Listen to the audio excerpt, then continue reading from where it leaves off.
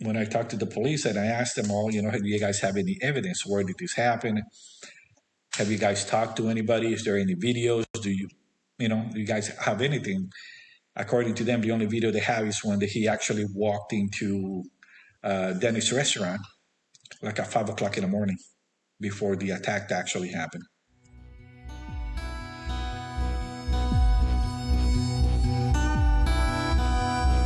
The whole concept for Move is make a difference. O, to offer up your time, talent, and gifts. And B, there's victory in the small things. And E, to encourage others.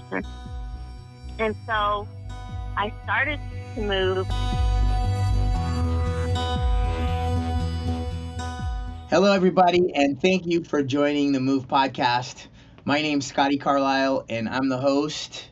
And today, we're going to get it on with Juan. What's up, Juan? Not much, man. How you doing? It's been a long time. Pretty good. I gotta, have a little fun with some of these intros. They get kind of boring every once in a while, so we got to figure out ways to mix it up. Nice. But, Juan Rafidy, he's been a friend of mine for many years now, and we have some mutual friends, and hell, man, we've been hanging out over, has it been 15 years? How long has it been? Probably more like 20. 20, yes. Yep. Man, we're getting old, dude. We are, a little bit. Well, so, Juan, thank you for taking the time to come on the show. It's kind of a different way to talk to each other, huh? It is. First time for me. So you've never been on a podcast before? Never. This is my first time. Cool. I'm an old-fashioned type of guy, old school. Everybody in their damn grandma has podcasts now, so I'm sure this is the beginning of. I'm sure you'll have a few more coming up the road pretty quick here. But so, man, I don't even know where to start. Last time we started talking about now. Obviously, the name of the game is move. Make a difference in other people's lives, offer up your time, talents, and gifts, find victory in the small things, and then encourage others. And we have definitely seen some adversity. And so we're going to touch in a couple of situations that were, just, I don't even have words to describe it. But we all face situations that suck at some points in life, and so do your friends and so do your family members. And I think it's good to be able to talk about it, and it's good to be able to see how different people cope. And so, but before we get into that, so I've read in the last 2 weeks the Hebrew Bible. And then also I have 6 hours left because I do audiobooks of the Quran. Have you ever read that? No, I have not. It's interesting. And then the next step is going to be the Pearl of Great Price in the Book of Mormon, and then after that, the New Testament. So that way, I'm going to have a very good based knowledge of how everybody's operating, right. their culture and what's spiritually and it's culture. I mean, obviously you go to a Mormon church, there's a certain culture there. You go to a Protestant church, you go to a Catholic church, definitely a different culture. Like, if you took a Catholic person that's been sitting in church for, the last 30 years and then put them in a Protestant church, and you took a Protestant and then you put them into a Catholic church, I bet it would be interesting to see, watch them walking out going like, I'm sure. That would be funny. And the reason I mention that with you is because your background, you have a very interesting, God bless America. Every time I say that word, because it's a filler word, I have to put $5 in a donation to some nonprofit because I use the damn word too much. So your background is a very diverse background, and one of the reasons I wanted to get you on here is so we could have that same damn conversation about. So your name is Juan Rafidy. Right. What are you? Where do you come from? Okay, interesting. I am 100% Middle Eastern. I am Greek Lebanese because I actually had a DNA done. But my dad was born in Jordan and my mom was born in Bethlehem. And as a matter of fact, she lived 2 blocks away from the Church of Nativity, from where Jesus Christ was born. That's where my mom actually lived. Yeah, she lived 2 blocks away from there. That's where she grew up. But I was born in Honduras, and my parents gave me Juan, John, since we were in a Latin American country, and then migrated to the U.S. So, yeah, for sure, people get confused because they look at me, they don't know where I'm from because of my looks. And the Hispanic people, they see Juan, and he's like, oh, he's a Latino. And then they see the graffiti, and they're like, well, what's up with your last name? It doesn't match, or vice versa. Then the Middle Eastern people, or the European, or the Americans, or the white people are like, why Juan? How come you're not a Ramirez or a Hernandez? I'm like, because I'm not Hispanic. I'm like, why did they give you Juan then? It was one of those things that my parents did. Well, and the fact that you're from Honduras, so when we met the first few years or whatever, I saw all kinds of beautiful pictures of Honduras, and I really wasn't even aware so much of the Middle Eastern part, even though I knew, your sister Julie and then Sammy Navi and that crew. But for me, I was under the impression that you are from Honduras, right? And anyway, so it was a big surprise when you said that your mom was, that she grew up in Bethlehem. I did not realize that. Yes. And that your dad was born in Jordan. I also didn't know that. Right. So yeah, talk about a melting pot, man. It is, because I find myself being from everywhere and nowhere, because I was born in Honduras, so by birth, I'm from Honduras. But over there, they can recognize me by my last name, and they know that I'm not from there, So there is almost like, no, you're not from here. It's like, well, yeah, I am from here. I was born here. It's like, well, yeah, but your ancestors are not from here. So the Hispanic community is like, well, you're not Latino, so you're not one of ours, And then the Europeans or the white community is like, well, you're Hispanic, So I'm from everywhere and from nowhere. I'm the middle of everything, but I can't call nothing home, It is funny, but it is the truth, And it's kind of interesting, but it is what it is. I feel like most of us are like that anyway. We all. Yeah. I don't even know, especially today with all of the race issues, right? Black, white, Asian hate, immigrants. Like, there's all kinds of bullshit that's going on. It is.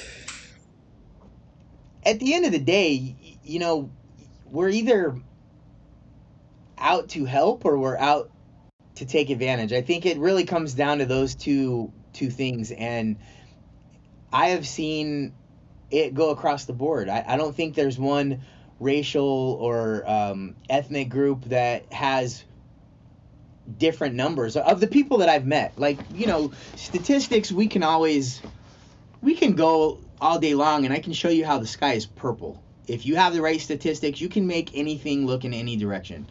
But personally, I feel like when you go talk to people and you can look them in the eye, for the most part, people are good, whether they're black or white or Mexican or Middle Eastern or, whatever it is. For sure. Yeah, and I think, but what happens is people are secluded from other ethnicities, from other groups, And because they're secluded, they don't understand, and they're able to jump to conclusions. It's almost like when me and my wife get into an argument, or I'll think something and I won't say it, right? So she can check me. I'll just think it, and then I start jumping to conclusions, and then I just keep on going farther and farther, and then at some point I'll just be irritated, and I'll mention, and then she'll look at me and say, "What are you talking about?" And then I'll say, "Yeah, but this, no, it wasn't that, it was this." Right. Ah, damn. Yep. I know exactly what you're talking about. But you know what, Scotty? You want to know something that is interesting? We're all immigrants. What? We all Yeah, are. good point. It doesn't matter where you were born. Do you know that even American Indians are not from here? They migrated here. Well, that's a first. Yep, you can look it up. So, okay, now, but they're they migrated. They're actually is a mixture. There is a little section from Mongolia that is part Russian and Asian Chinese, that before the continent separated, they migrated and they came here. And that's why there are certain attributes to them that are similar to Asian people. You can see even the Mayans, they have the cheekbones on their face, they stand out just like the Asian people do. They have shorter legs just like the Asian people do. And that has already been done, DNA testing and everything. There's not even a question anymore. I hope that one of these days I can take you to Honduras and I can take you to see Copan ruins. They're world famous. We have ruins, we have Mayan ruins, we have a complete city, and there is another city buried under that one. And I took one of the tour guys, and he explained that to me. He says, "Look at myself. I am an Indian. I'm a Mayan, but I'm a short guy. I have black straight hair. I have short legs, stubby legs." He says, "You resemble an Asian person, a Chinese person." He says, "Because that's what my ancestors were. It's a mixture." And I did a research on it, and I found out that it is true. So all the Indians that came here, started from the U.S., migrated to Mexico and Central America and South America. They're not from here. They actually came. They were a mixture of Chinese and Russian and Mongolian. Huh. Yep. Just when I thought I knew everything. Nope. That's interesting. It is interesting. Doggone it, I said it again. So even in China, though, if you go to different areas, there are different physical traits that people in this area of China exhibit compared to that area of China exhibit. So it's like, there are stereotypes for a reason, right? Right. But at the same time, there's exceptions for everything, and that's right. I think the name of the game is that we just gotta see things at face value and try not to bring our experiences too much, because we're all biased in certain ways, how we were, how we grew up, where we grew up at, how we were treated. I think that we all have these different biases, and so the way to get over that is to communicate, is to talk to people that are different than you, way different than you. Right. And it's like that's the fundamental essence of innovation in and of itself. You have something that a person used, a widget that they used to open a bottle over here, and you take that to Africa and they can use it to open up a turtle shell, or I don't know if there's whatever it is, and right. So that you have the same thing but you're using it for a different reason. That's right. And we all have that ability, I think, to be innovative, just by being who you are. So, but a lot of times people have preconceived notions, they have prejudices that... Yeah, that's true. I think we all do it. I mean, it's happened to me that I had a bad experience with a person that the first time I met somebody from a different country that I didn't know, and I had a bad experience with that person. I kind of like I put whoever I met from that country on check. I was like, I got to be careful with this guy. I was already assuming this guy was gonna rip me off. Because that was the first experience I had from a person from that country. So I was very cautious about who I hired. So and then I found out, what? No, these people are nice, and the first experience I had was with a bad one, unfortunately. And I was already judging all of them. And that's not the way it is. Yeah. Well, so speaking of that, the first, well, both of us have seen some pretty crazy situations, have been in some pretty crazy situations, and so Luis, I'm coming back to, so Luis from Mexico City, I met through you in Vegas when you had moved your shop up to Vegas, and now he was one crazy kid. Yes, for sure. Yep. And we got some pretty good stories hanging out. And did you ever go to Mexico with him? No, I did not. He invited me so many different times, but I was going through, different things in my life, and I just didn't have the time at that time to go. So I really missed out. He invited me so many times, but there were different reasons why I didn't go. But yeah, I regret not going, to be honest with you. Yeah, and now, but Colombia, you've been to Colombia? Many, many, many times. I've been there 15 times probably. When's the last time you were there? Christmas, 6 months ago.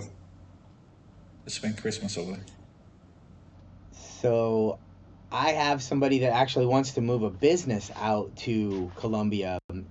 He manufactures wheels for skates, speed skating. Yes.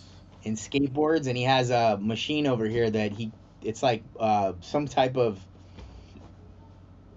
really sturdy, rubbery, bouncy, fast chemical that he builds these tires, these skate wheels with. Right. And I guess he was talking to somebody from Colombia, so he's looking at moving his whole shop out there and making them in Colombia. So I was like, yeah, I got somebody you might want to talk to.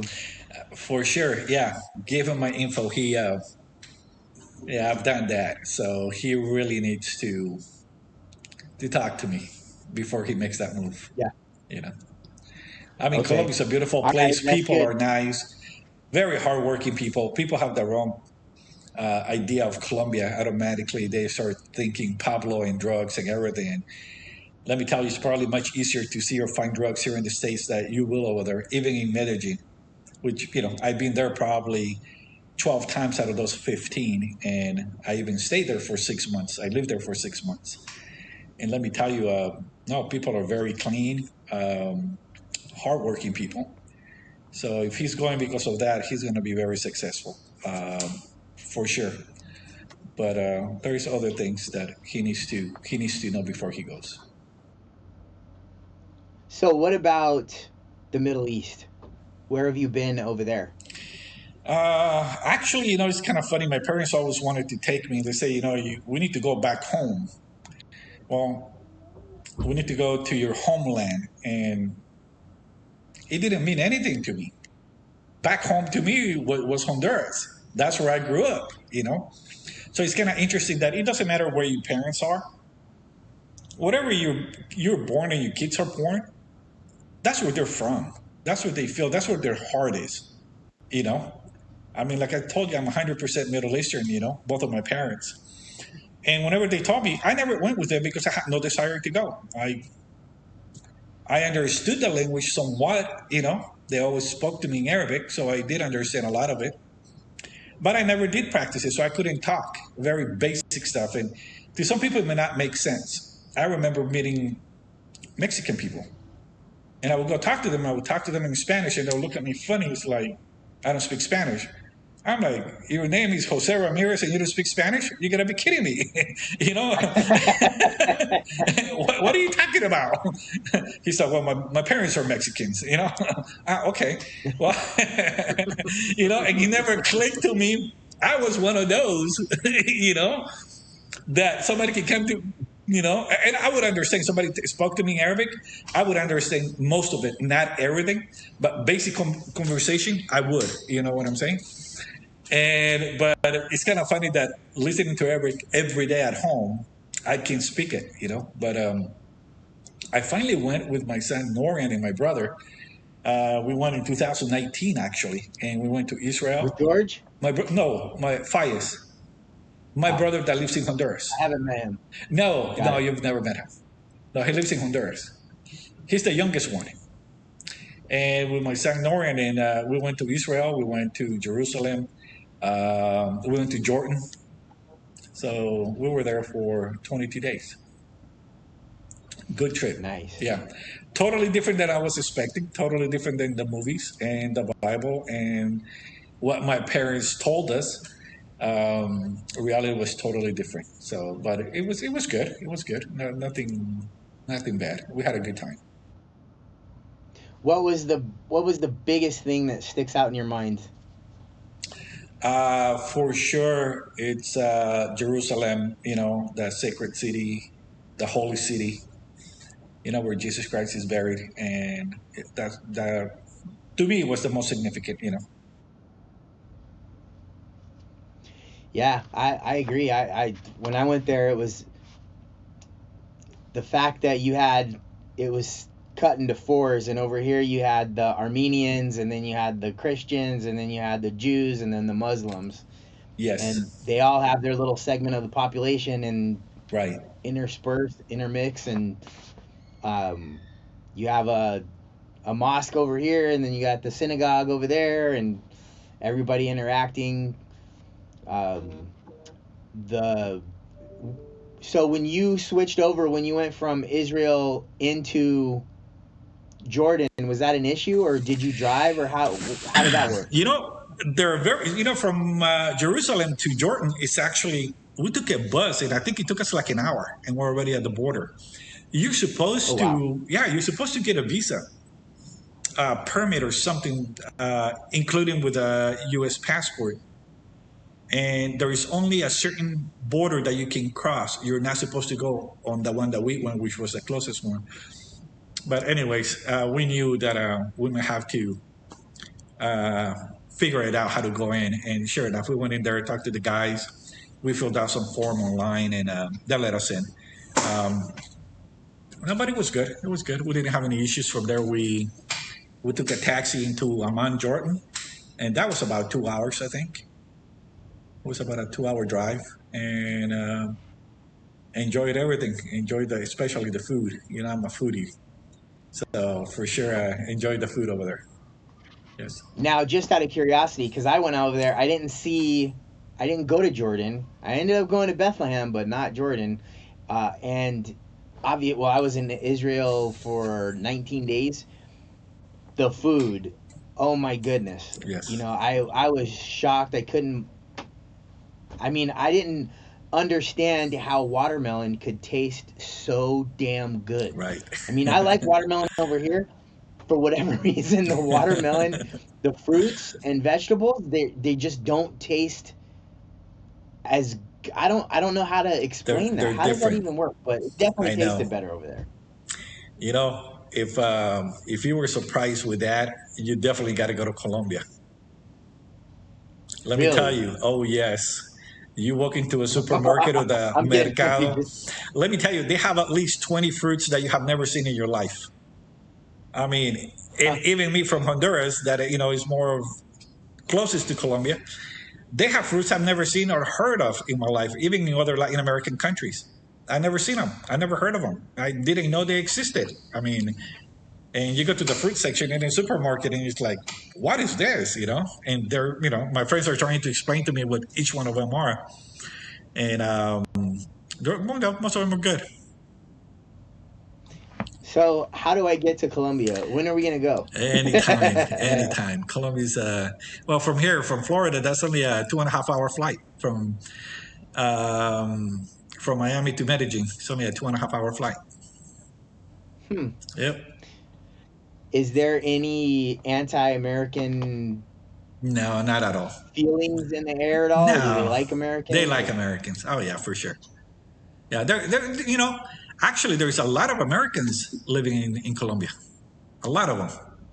And when I lived there for 6 months, they have a place kind of like a Home Depot.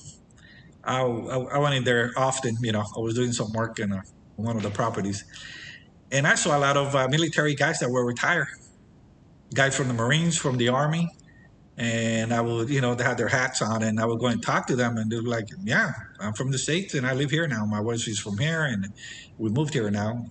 People have been there for 10 or 15 years, living in Colombia, in Medellin. And oh wow, yeah, I didn't last. I only lasted 6 months though.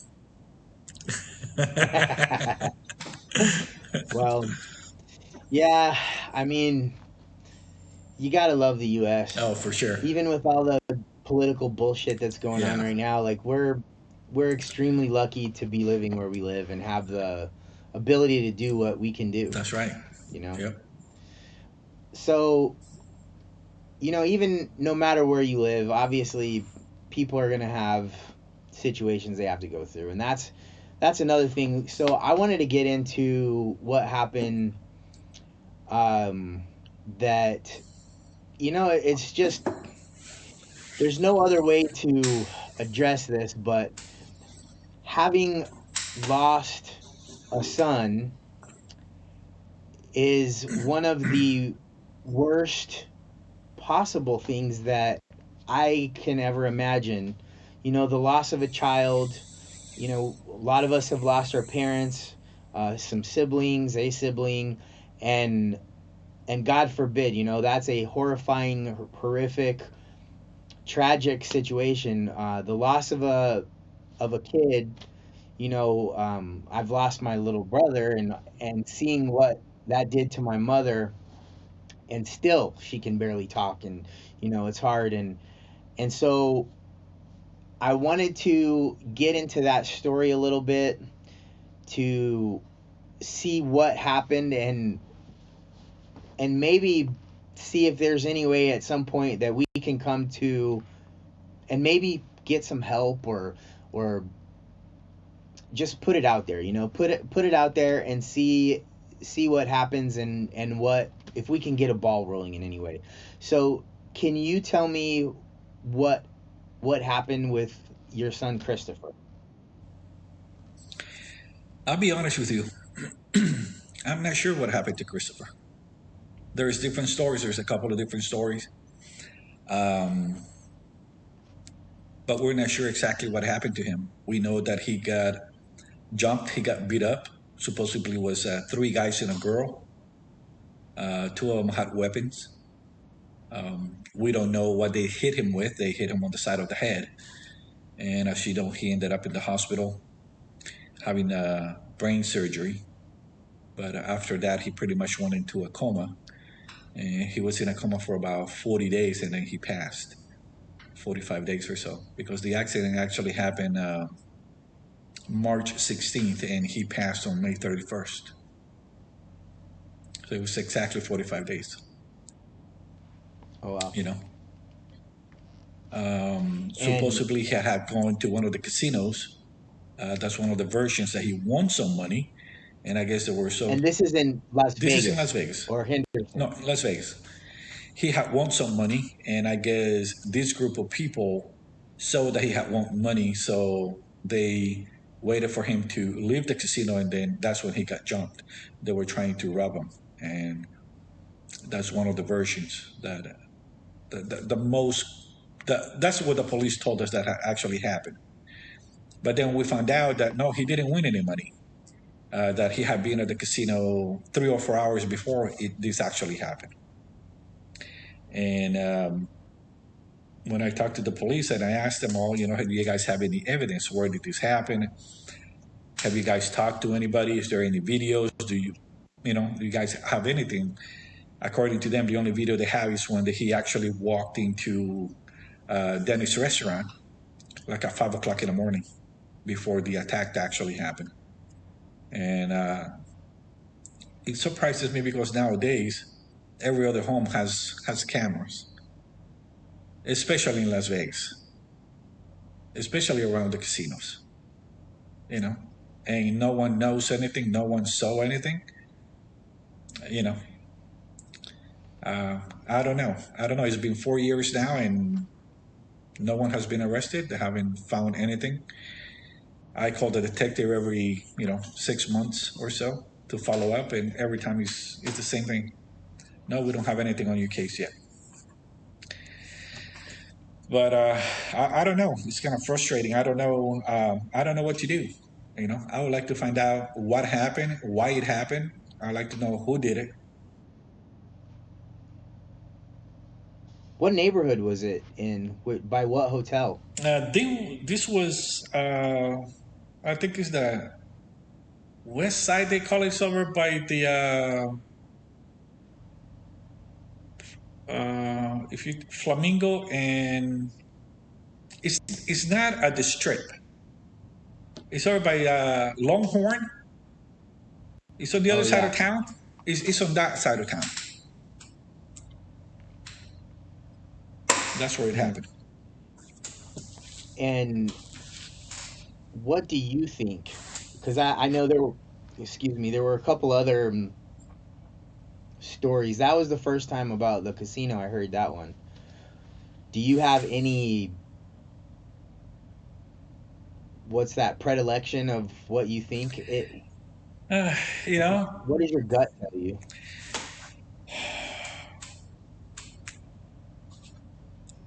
It's hard. It's hard. Sometimes Christopher had a record. Christopher was he was a different kid. He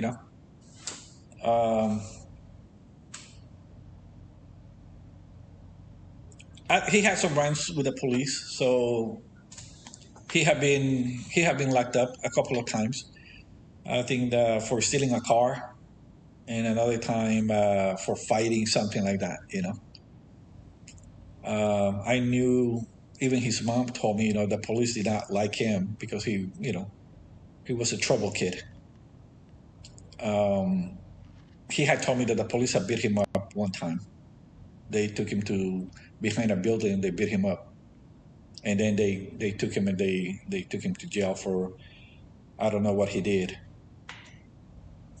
And some people, wow. And we're actually been wondering is, does the police have anything to do with this? I mean, I'm having a hard time that we're in 2021, even though this happened in 2017. I mean, according to the detective, he's telling me that 50% of the cases, murder cases, they don't get solved. That's just the normal for all of the U.S. Only half of the cases actually get solved. Murder cases actually get solved.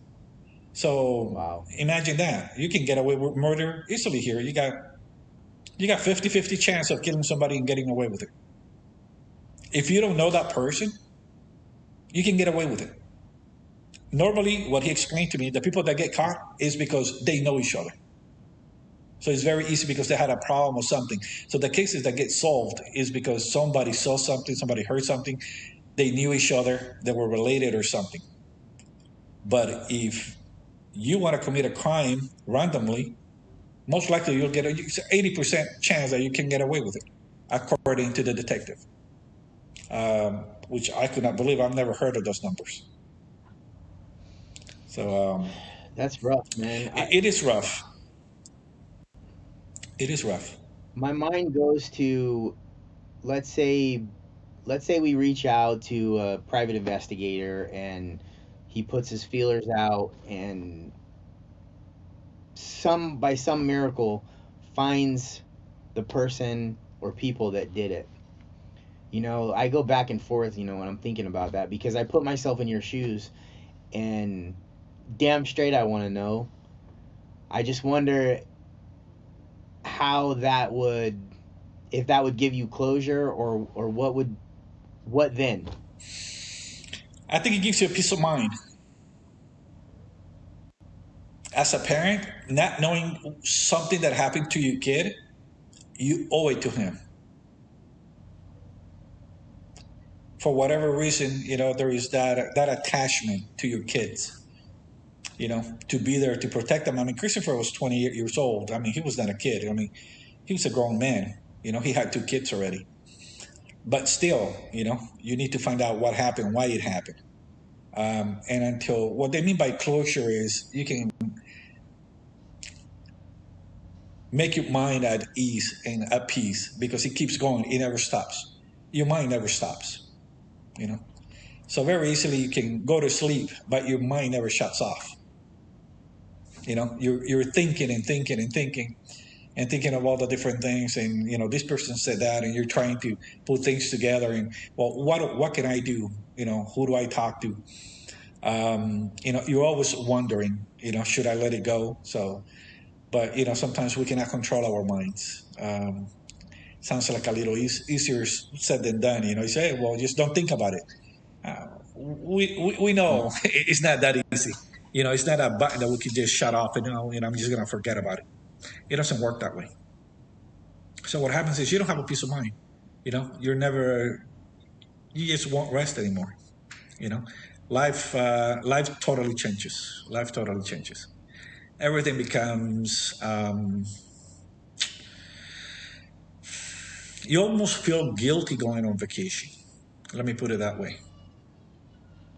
I don't enjoy myself going on vacation. How can I go on vacation with the rest of my family enjoying ourselves when I have a dead son that I don't know what happened to?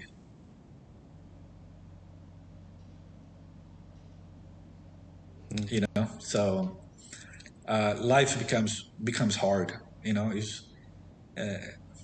Everything changes. Everything changes. So what do you do, or what have you done to been able?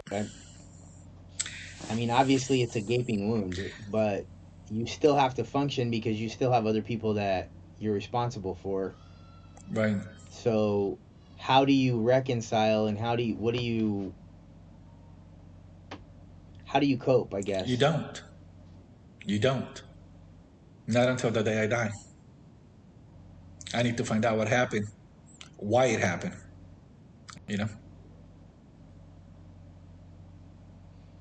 Do you have lists of people that he knew and phone numbers and all that?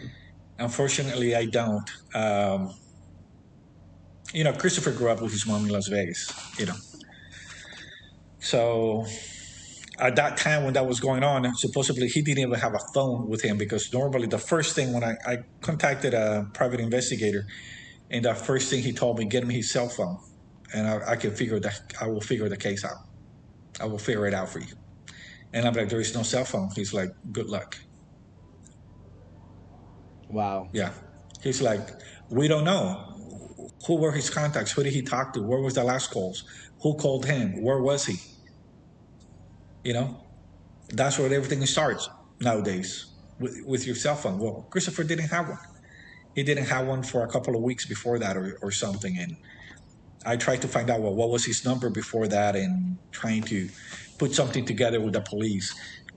But I never saw the police having any interest in the case. From the very beginning, even we asked them to offer money, that we were willing to front the money, because that's one of the requirements. They were not forthcoming in trying to help you. If not, they're trying to put all these obstacles. Well, you can't just offer $25,000. We need for you to show us where the money's coming from and wire it to us, and we do have it in our possession, because we don't want to be liable for the money if you don't pay it, and all these things. I'm like, that's not a problem. We'll wire the money today. We'll wire it to you. What's your account number?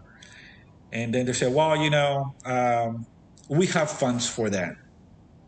The government gives us money for that type of thing. So, Mr. Rafidy, you don't need to have your family put together, monies to send it to us. I mean, what are you talking about then? they're trying that. My feeling was they're trying to discourage you to go forward. I mean, why is he doing that? Why is he trying to discourage me on, moving forward with the case, trying to find out what happened? Why don't we put it on TV? Why aren't we? Somebody has to know something.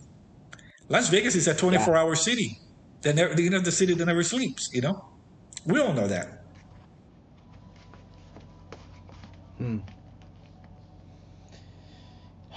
I don't know, man.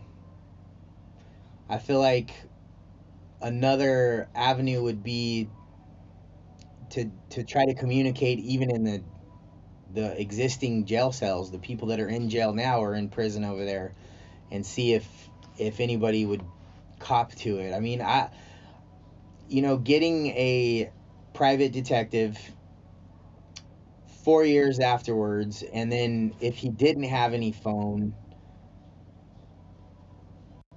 definitely an uphill battle. So 4 years ago is a long time, especially if there were any people that were dealing drugs or if they were crackheads that did it. It's like 4 years is a long time for people to come in and leave. But I think you're right. Somebody's got to know something. Yeah, we're never going to find out if no one is doing anything. And I'm over here on the other side of the country, so. I remember going to your house back in the day when I was selling life insurance and go basically hang out, have a couple beers and bullshit and show Chris and Norian and magic tricks and that. Yep. And so in my mind,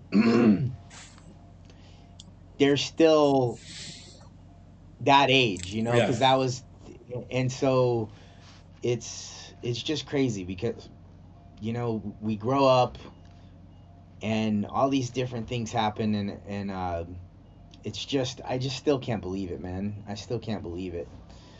But these things happen to you, they happen to me, they happen to people, and we're forced in these situations where we have to figure out a way to cope because you got no other choice. And now, so you're remarried, you have a beautiful baby girl. So how's that going? Oh, it's going great. It's going great. New life, new start. Here we are in Florida now. It's been wonderful. It's been good. To a certain point, because of what happened to Christopher. You can. Yeah. You can. It's kind of like your life pauses when that happened, and you try to cope with it, and move forward. But you're just going pretty much through the motions. There is like. There is a separation of before and after. Yeah. It's a piece of you. Yeah. Right? Mm-hmm. It's like, it's a piece of you that is now in a different realm. It's in a different capacity, and you, I just, and that's maybe another reason for doing the podcast is that maybe we can put something together and try to beat the bushes, try to kick the hornet's nest, or do something that is going to create some kind of attention. But I'm just I'm just trying to think out loud on what avenues that we would have to do that. So obviously we could call the news. And that's what I was told, that was our best bet. They say you need to call one of the news channel and let them know that there is this case that is still out there, and the police is not doing anything. They sometimes will send a news reporter over to the police department and talk to the police chief and start putting, a little pressure on them. Hey, what's going on with this case? What do you guys know? And that will get the ball rolling. So I would like to have a contact with someone over there in Las Vegas. Maybe we can get something going on that. Yeah. I feel like you're gonna you're gonna find it. I just don't know when and how, but I feel like it will reveal itself at some point somehow. I think that we do have to do some work though. I don't think it's gonna be coming up and knocking on your door. I think that we'll have to find some people in that area and then just start the process with them and give them the information, try to see what they can muster up. And I guess really at the end of the day we have certain hypotheses, right, that we say we think it could be this. If it's the casino thing, we think it could be X family person, we think it could be X bitter drug dealer, we think it could be, and then that person goes and on each one of those leads and tries to see if he can make a case. I mean, that's the only thing I guess at this stage what we can do. That would be a good start. I think we need to start somewhere. Well, I guess that makes it a really hard thing to work through. You want to end on a good note, right? This is Move Podcast, and do something that. Right. How are we going to make a difference and offer up? But the fact of life is that sometimes you just get your ass kicked, and sometimes you just don't know what to do. And so I feel like part of this is also just getting it out there, because maybe there is somebody else that is either in a similar situation, or maybe somebody does hear, maybe they know of a really good detective, or maybe they know of somebody, again, this is 4 years ago in Las Vegas, so maybe they know somebody that could know somebody, and we just gotta be diligent and trying to get it out there, and that's the coping mechanism. That's a thing that can be done. That is a way that we can move, or that you can move to, the fact is that you are still able to do that, still able to try to search. Your avenues are not exhausted, they just have been temporarily blocked. So yes, I've been counting on the police. Hopefully they'll figure something out, because that's what they tell me. We're working on it, but we don't have anything. But I think they've had plenty of time already. So I'm hoping that this will reach someone that knows someone, maybe in the news or something in Las Vegas. Maybe it'll fall into somebody that can help us put something together or start something. I believe that, hey, money talks. I think that if we put a reward out there, it could initiate something. It could, make something happen. What's his full name? Christopher Dimitri Rafidy. And what year was it that this happened? Christopher's incident happened on March 16th, 2017. And it was in the neighborhood of Las Vegas that's near Flamingo, or near the Longhorn? Yes, near the Longhorn Casino. And he ended up... Flamingo in Charleston, I think it is. I think that's Charleston Boulevard or something out in that area. That's where this happened. And then did he make his way back to his mom's house at some point? He did, actually. Because I got kind of cloudy on what happened. I know it. So talk me through that night. What happened that you know of? After the incident happened,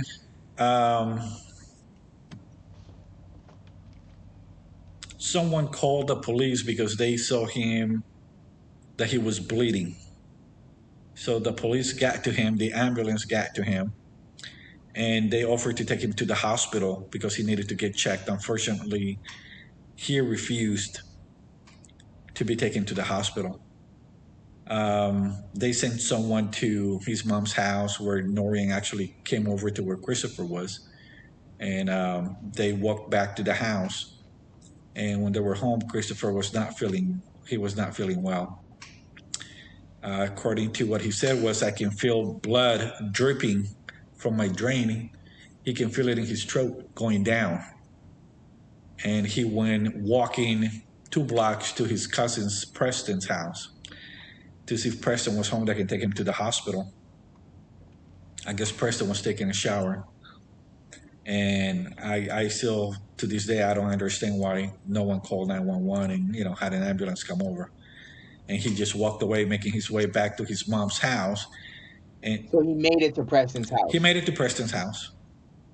And then he walked back to his mom's house, and that's when he passed out on somebody's front yard. We don't know how long it had passed until someone that drove by saw him. Then they called the ambulance, called the police, and they rushed him to the hospital. By the time he got to the hospital and they did surgery, it was already too late. There was a massive bleeding that actually destroyed part of his brain from the pressure. And you were in Florida whenever you got that phone call, or how? Yeah, I was. How did that I was here. Happen? I was here in Florida. I got the phone call and then jumped on the first plane, and I was there the following morning. By 6 o'clock in the morning, I was there. I was able to get on the plane. Was it a police officer that called you? No, it was Norian who called me, his brother. Let me know that Christopher was at the hospital. They were doing brain surgery on him, and told me what had happened.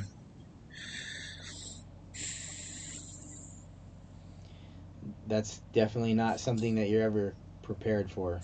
No, you're never prepared for that. But I thought Christopher was going to make it through. I did. I didn't think it was going to be a big deal.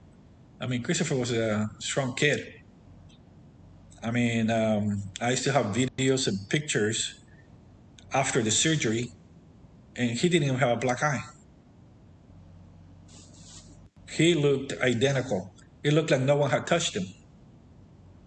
And after everything that happened, he was bleeding out of his ear, had brain surgery. He was in perfect condition. It's like no one had touched him. I mean, you could see his face. His face was clean. And you would think that he would be bruised. He would have a black eye, something. Nothing. Even the area where they hit him, where his skull broke, there was nothing. It was not bruised up. There was absolutely nothing. You can just see the stitches perfectly. Everything was clean. I was shocked. So to me, he looked 100% clean. I'm thinking, he's going to make it out of this. He's going to wake up. He's going to be fine. But the doctors kept telling me, no, you don't understand. His brain is no longer working. He's going to go into a vegetable state, And I'm like, I don't think so, But, it happened. It happened. It takes time for it to happen. It doesn't happen overnight. So you just don't want to accept it, just like anything else, you never want to accept bad things. Did that affect your faith, or how was it your relationship with God, or before or after? Did you pray a lot? I'm just curious. I'm a believer, I believe in God. I'm Christian. I'm Catholic. Yeah, definitely. We always seek God when we're down, when we need him the most, That's just being the human being. But no, I don't. No, this is mankind. This is us doing this to each other. God has nothing to do with it, If you read the Bible, you're reading, the Quran, and you're reading other religions, other stuff, you got to notice that most of them are very similar, and they don't tell you to do anything bad. All of them, for the most part, they're teaching you to do good, to look out after each other, look out after your neighbor, don't steal, don't kill, don't lie, they're all very similar. Do the right thing, So even for people that are not believers, they're not religious. I mean, to me, it's like show me something bad that they're trying to teach you to do. If they're trying to teach you something bad, then run the other way. But I haven't seen that in any religion. So to me, I really don't care what faith you have. It makes no difference to me because I think they're all positive. None of them are negative. I know there's some stereotype, obviously, but those are just the wrong people in the wrong, trying to stereotype a certain religion, and they're blaming the religion, and religion has nothing to do with it. That's them individuals doing that. Yeah, on a bunch of different fronts, a bunch of different religions. Right. You got the extremists that have agendas and they use the religion as a scapegoat so they can justify their wrongdoing, basically. That's right. They want to put that, it's God's calling to do that for their people, for their religion, and that is not true. That is not the case. But some people fall for that. Yeah, well, no, it's good, and some people get into a blaming, and you address that right up front. But some people are, why God? And in these things, again, we never know what's going to befall you or me or anything, and the only thing that we can do is, when we see a brother in this situation, is just do what we can to help and be there. And it makes it tough, and sometimes people don't know how. I can imagine when some people found out that you had lost your son, they don't even know what to say. What do you say to somebody there, and it's like, I don't want to bring it back up. I don't want to remind him. I don't want to, I don't want to open up a fresh wound or something like that. And so what are your thoughts on that? Let's say somebody's listening to this podcast and one of their loved ones had something similar happen. What was your advice to them on what they should say to that person, if anything, or just leave them alone? There is nothing you can say, Scotty. Those words have not been invented yet. They do not exist to help somebody while they're going through that. There is no word that you can say to that person that is going to change their feelings or the way they feel at that moment.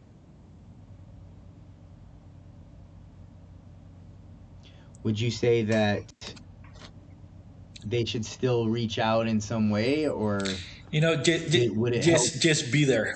Just be there, because it helps. It helps when you have people around, because you do feel vulnerable. You feel, alone. You feel so many different things, man. But just being there is talks a million words. You don't have to say anything. Just their presence is enough. That night that you texted me about that Luis got killed in the motorcycle accident. I called you. Did I text you or did I call you? Yeah. You might have tried to call and then I didn't answer, and then I got that text message. Right, and I know we spoke that night. You called me right away, and you're like, "You're kidding me." Yes. I'm like, no, man. Yeah. And then so after we got off the phone, I went outside and I had a little, what's the word? Conversation. Session. Yeah. I was like, because at the time he was probably the closest friend, I talked to more than anybody at the time, And the last conversation that we had, he was talking about, literally, man, he was like, dude, if I die, he said, you don't have to come to my funeral. He said, I am not there anymore. He said, you can cut my body up into a million pieces and feed it to the sharks and to the crocodiles. He said, you don't have to come. And at the time he was having an issue because his son was getting baptized and his family members couldn't make it there, and so he was having some issues with that. And so that's what he was telling me. That was the last conversation we had. And the crazy thing is that I was driving to Texas, and I was listening to my audiobooks, and I was driving a 30-foot trailer that somebody had loaded incorrectly. It was way off balance. So anytime a little wind would come by, it was like I was doing that, and it was very scary. And I'm listening to my audiobook, and anytime I pass a truck, it was like my butt was puckered, man. It was like go until I get past them. Then I'm like, right. Okay. Oh, damn it! Here's another truck. And it was like that the whole way. And I tried calling him, just for some reason he didn't answer. I'm listening to my audiobook. The phone rings, and I thought it was him, right? And for some reason, my Bluetooth, I couldn't connect the phone. I was trying to hit, to answer, and it wouldn't answer. And then I'm like, screw it, I'll just call him later. And so I get to Texas. It was in Austin. I was probably already in Texas, but Austin, I dropped the trailer off, went to my sister's. And then I'm like, I tried to call him again, and it went to voicemail. That's when I heard from you. And then it was like, whoa. And then, I freaked out, man. And I just couldn't help but think, had I been driving that truck and got that news, that could have been very dangerous. But there was something that kept me from answering that damn phone. And come to find out, it was his grandma, I guess, that had tried to call me. Or the grandma's phone, or something. And so, but as I have the news and I'm trying to process it, I went out and I'm sitting on the parking lot, on the curb of my sister's house, and I'm basically crying. Not basically, that's what I was doing. My niece came out. She and she just sat next to me on the curb. And then she's like, Uncle, I love you, and put her arm around me. Right. And I was just like, I love you too, Coley. Like, there was, and it wasn't, she didn't try to say anything to make me feel better, but she just sat next to me.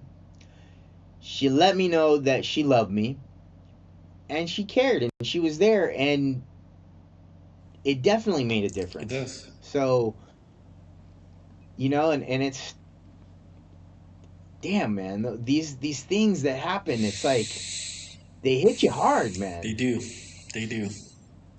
Lucito and I, we were very close. Luis had a key to my house. Sometimes I would wake up and Luis was making breakfast. I had no clue he showed up at 2 o'clock in the morning. He had his room upstairs. That was Luis, man. He was always welcome home. Even my wife, she would get up and make breakfast, and Luis would come home at 8 o'clock at night, and the first thing she would ask him, Luis, did you eat? And Luis loved that. He'd always ask me, That's cool. I can go into a lot of homes, and I can tell you, this is probably one of the very few homes that I go in, and the first thing I'm asked is, did you eat? Are you hungry? That's pretty cool. Yeah, and so I knew he felt that we cared, that we loved him. But I missed out on, I know, we all do. We all miss out on so many different things. Yeah, and the other thing that was weird about that, the last conversation that we had, and him telling me, you don't need to worry about coming to my funeral. It was a very specific thing, it's a weird damn conversation. And so I had just got to Texas to do this job. it was for the X Games, and then it was for Skype. We were representing Skype, and I set up this big Skype trailer, and it was going to be on for the next 7 days. I was, you know what? I'm out of here. He's going to have to figure out another person to run this gig because I got to go, you know. But then I heard his words echoing in my mind. And I was like, whoa, some bitch. Like, you know, he's right. He's not there. That's not him. And I'll call his mom and his sister, and then, you know what, after this is done, then I'll go. And so after it was done, then I ended up going to Mexico for a week and stayed with them. But it's weird how things work out sometimes, you know, the little things that you can't help but look back and say, there's this dot to that dot to this dot, like there's a connection, you know. And you know he knew that, right? Because he told me many times. He told me, you know, I'm gonna die young, right? And I'm like, what are you talking about? He's like, oh yeah. He says, I'm gonna die young, just like my dad.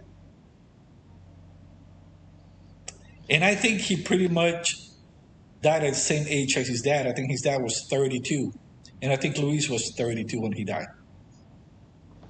Oh, wow. And he did. He mentioned that to me at least 3 to 4 times. I never paid any attention because, you know, a lot of people say that, you know. Yeah. A lot of people say that. And when I saw him riding motorcycles, you know, every time I tell him, you know, don't do it, man.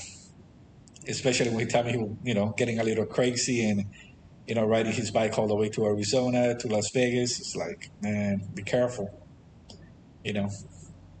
I didn't know he had a motorcycle in Mexico, to be honest with you. I didn't know. Yeah, dude. And driving on the streets in Mexico City, whoa. Yeah, I bet. I mean, there's like 6 lanes, but on the 7th lane, it's 1 lane and it's going the opposite direction. And then on the other side, then there's a barrier, and then on the other side, it's the exact opposite. So then you have all these 4 or 5 lanes driving this way, this 1 lane like right next to each other, you know, with no barrier in between going this way, barrier, and then on the other side you got all of these going this way and then 1 lane going that way. Strange. And they're hauling ass, man. They're hauling ass, and you got people that will come over from the left lane, you know, cut over 4 lanes to turn at the last second and cut everyone off. And at least that's what happened when I was there. Yeah. And it was like,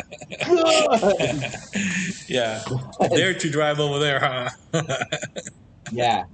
So having a motorcycle in that, and again, even on the normal roads, when you have people just hauling ass this way and hauling ass this way with nothing in between them that are, you know, going, it's that's pretty sketchy. It is. So, man. Anyway, man, how late is it over there? 8:30. Oh, okay, that's not too bad, but we're getting old, so it makes it worse. Faster bedtime. Oh man.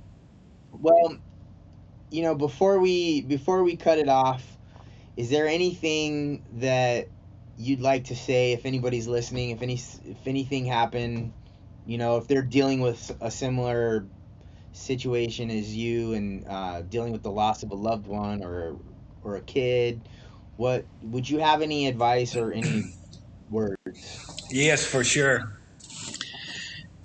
Seek medical advice. That's for sure. It helped me a great deal. I don't like taking medicine. I don't like taking pills. I just don't. Even when I get a headache, I'm not one to go take pills. I will wait 3, 4, 5 hours before I actually take something to see if it goes away by itself. But let me tell you, once you can't go to sleep and you're up for 3 weeks or 4 weeks, and because your brain doesn't shut down. At least that was my experience. My brain never shut down. I would go to sleep. I guess I was asleep, but my brain was awake. It was the weirdest thing. I had to go get help. And finally, I explained that to my doctor, and automatically he knew what was going on. And he gave me a magic pill and he shut it off, and I was able to get some rest because you got to have that. If not, you're going to go crazy. And number two, man, life goes on, just take it one day at a time. That's all you can do. And you're going to need some time to heal. You definitely do. I mean, it took me probably 6 months before I can go to somewhat of a normal day. So there were days that I wouldn't get out of bed. I just didn't get out of bed. There were days that I didn't eat. I would turn the TV and I would just watch TV all day long. Something to keep my mind occupied. I guess that was what I was trying to do. Or I would go to work and I would work for an hour or two and I was done for the day. I just didn't want to be out there. I wanted to be home. I wanted to feel where I felt secured, And for whatever reason, I only felt secure at my house. So I pretty much stayed home a lot, And it took me probably about 6 months until I can start to go back to my normal life, So just take it one day at a time and take your time. Do whatever you think is right, It's hard, hopefully people can understand. Hopefully you don't have a job where you have to report to so you don't get fired and stuff like that. I got lucky that, I didn't have to report to anyone. So I got to do pretty much whatever I felt that I had to do to protect myself, So I did whatever felt comfortable at that time, what I had to do, I left the house when I felt that I needed to leave the house and be busy with something to keep me busy and go to work. And, that's it. So that's all I can tell you is take it one day at a time. Life is short. And when that happens to you, it shortens even more. And you age faster too. And once you experience something like that, it's kind of funny that I was showing pictures to a person today of different events in my life. And he kept looking at me and he's like, "That's you 5 years ago?" I'm like, "Yeah." "That's me 10 years ago?" He's like, "Wow, you look like a totally different person." I'm like, "What do you mean?" He's like, "Oh, you aged so much in the last 5 years." He said, "What a great friend." Yeah, for sure. But friends like that who need enemies, man. That's for sure. Damn, you look like shit, man. But it does. It happens, man. Yep. I don't know if I want to, give you a shot or punch you in the face. Brutally honest. Thanks a lot, man. Yeah. Yeah, there is something to be said about the brutally honest. Yeah. That saying things that everybody else is just thinking. Exactly. Gotta love it, man. Well, I'm very happy that I can call you my friend, Juan. You're of people that I have, that I've known, and I've known a lot of people on this planet in my 45 years. You're in the top shelf, man, of people that I have respect for, that I have seen go over and above to help people out. And also, you've been successful and you're one of the most humble mofos I've ever met. And I look up to you in a lot of different ways. And so if there's any way that I can help, well, hopefully this is something, we just need to keep moving forward, man. And so I'm glad I get to call you my friend and you have good advice. And if anybody is out there and you're going through something and you want to reach out to Juan, just let me know and then I can connect you. Or yes. Right now, Juan, you're doing, as far as business, is it just flips? Or yes. What's your... That's the only thing I'm doing. Flips, yeah. That's it.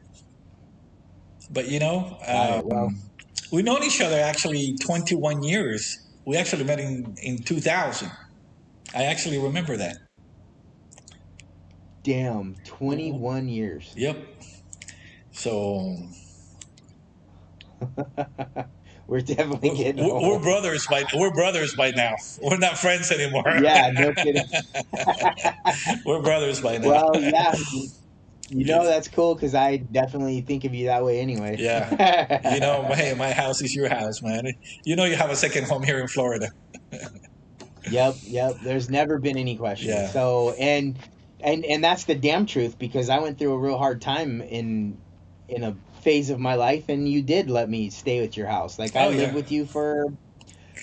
How long did I live with you for? A year? No, I don't think it was that long. I really don't know. Well, I don't know. I really don't know.